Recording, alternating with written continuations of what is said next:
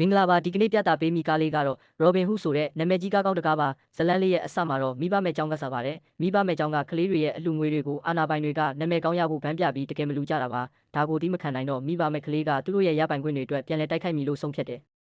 ကလေးရဲ့နာမည်ကတော့ Robin Hood ဆိုပြီးထင်ပေါ်ကျော်ကြားလာတယ်ကလေးကဘာမှလုပ်တာမဟုတ်ပဲရပိုင်ခွင့်တွေကိုအာနာပိုင်တွေစီကပြန်ခိုးတာပါတခိုးလေးဆိုပေမဲ့လောက်ရက်ကမှန်ကန်တာမို့လို့လူတကအမြင်တက်ခံရပါတယ်တခိုးလေး Robin Hood ကလည်းအသက်လေးလဲကြီးလာတော့ခိုးတဲ့အလုပ်ကမကောင်းမှန်းသိလာတယ်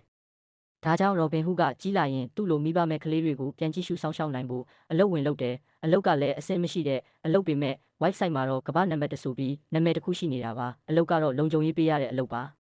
တစ်ဖက်မှာတော့ထက်ဆိုတဲ့မိန်းကလေးကအလုပ်မှာအရေးချင်းကြောင့်မဟုတ်ပဲအဖေနာမည်နဲ့လေပေါ်ရောက်နေသူပါဒီလိုပြီးပြည့်စုံတဲ့ဘဝကိုညှင်းငွေ့နေပြီဖြစ်တဲ့ထက်ကသူ့ရဲ့ထက်မြက်မှုတွေအတွက်အိန္ဒိယသွားကျင်သူပါအဖေကတော့သမီးထက်ကတော့နာမည်နှင်းလိုက်အောင်ထက်မြက်မှုမရှိတာမို့လို့စိုးရိမ်နေရပါတယ်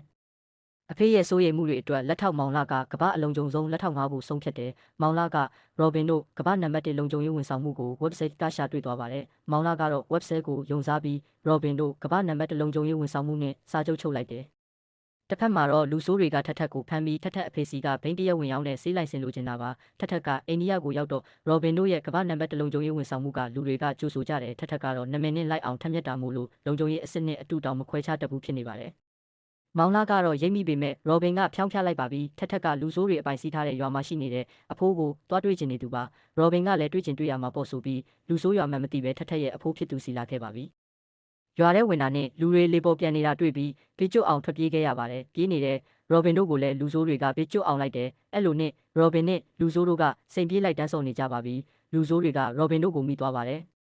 Robin တို့ကစိန်ပြေးလိုက်တန်းကစားနေတိုင်းမိသွားတာကိုပြန်မိသွားတာကိုပြန်မလိုက်တော့ပါစိန်ပြေးလိုက်တိုင်းရှုံးသွားလို့ရှုံးမဲနေတဲ့ Robin ကလူဆိုးတွေကိုပညာပြပါတယ်လူဆိုးတွေကလည်းကြောက်ပြီး Robin တို့ကိုခဏတာလွတ်ပေးလိုက်ပါပြီ Robin ကတော့မိဘမဲ့ကလေးတွေကိုပြန်လဲစောင့်ရှောက်ချင်သူပါ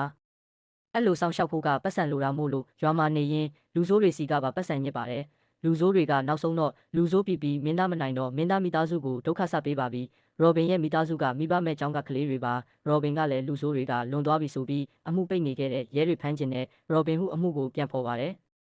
Robin ကရဲကိုလူဆိုးတွေက Robin ပါလို့သိရအောင်ဟက်ကာနဲ့တက်တေအတူလုပ်ခဲ့ပါတယ်တက်တေတွေကိုရဲတွေဖော်ထုတ်နိုင်အောင်လည်းလုပ်ခဲ့ပါတယ်ရဲတွေကလည်းလူဆိုးကို Robin Hood ထင်ပြီးလာဖမ်းသွားကြပါတယ်Robin ကသူကိုယ်တိုင်ကျူးလွန်ခဲ့တဲ့အမှုကိုပညာသားပါလွှဲချလိုက်ပြီးအမှုပိတ်နိုင်ခဲ့ပါတယ်